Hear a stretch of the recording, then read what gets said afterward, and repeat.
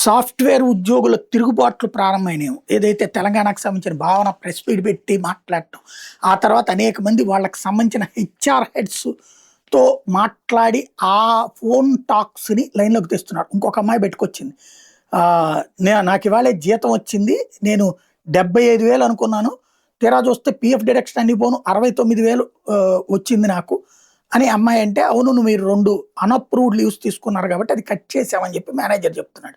అయితే మీకు ఆ 2 కూడా పొద్దున పూటలే నేను ఫోన్ చేసి చెప్పాను కదా! ఎమర్జెన్సీ అనంటే, మీరు 2 వారాల ముందు సమాచారం ఇస్తేనే సెలవు ఓకే అవుతది.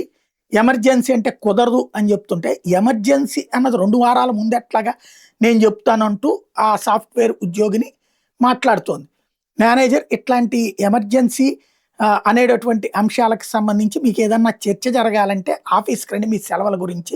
అంతేగాని ఫోనుల్లో గాదు, ఫోనుల్లో ఉపన్యాసాలొద్దు అంటూ మాట్లాడినటువంటిది వీడియో వైరల్ చేస్తోంది ఇంకొక సాఫ్ట్‌వేర్ అమ్మాయి.